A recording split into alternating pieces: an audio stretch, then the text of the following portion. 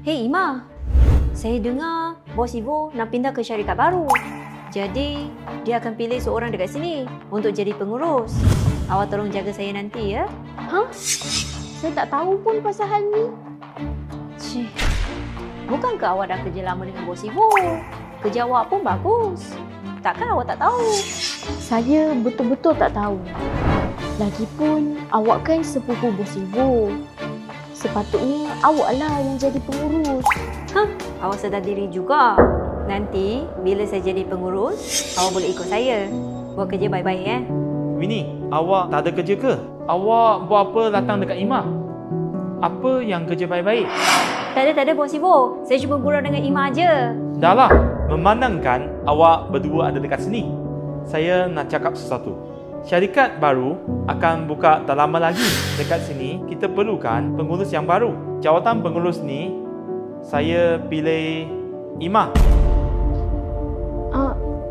Ni Bos Ivo, bukankah sepatutnya awak pilih Winnie? Kenapa bos pilih saya? Winnie, dia baru je masuk kerja. Kalau ikut dengan kemampuan dan pengalaman, dia tak setanding dengan awak. Kenapa awak rasa dia patut jadi pengurus? Tapi... Dah, lagipun saya yang naikkan pangkat awak. Kenapa awak nak tolak? Awak pergi buat kerja awak dulu. Baiklah.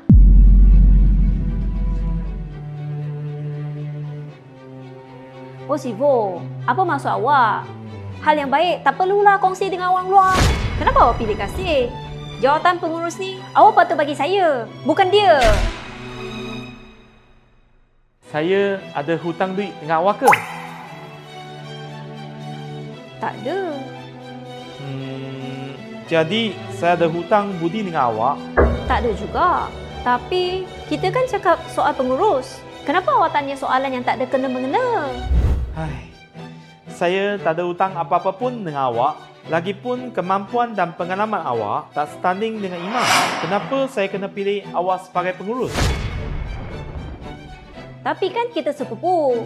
Kalau lah hal yang baik, mestilah bagi sepupu dulu. Kenapa nak bagi orang luar? Ni awak dah salah cakap. Kalau betul-betul awak nak jadi pengurus, itu sebab untuk kebaikan awak sendiri. Tapi untuk saya, tak ada kebaikan.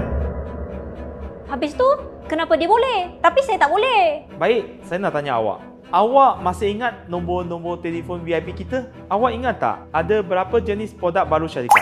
Laporan awak tahu buat. Lepas tu, bulan ni, dah berapa sales yang awak dapat? Kalau kemampuan tak cukup, saya boleh belajar lagi. Awak bagilah saya peluang. Sepatutnya, jawatan pengurus ni saya punya. Kalau saya tak bagi awak peluang, awak takkan kerja dekat sini lagi. Awak kena ingat, kalau nak kerja pangkat, awak kena ada kemampuan. Jangan bergantung kepada hubungan. Kalau tak ada kemampuan, jangan harap awak dapat.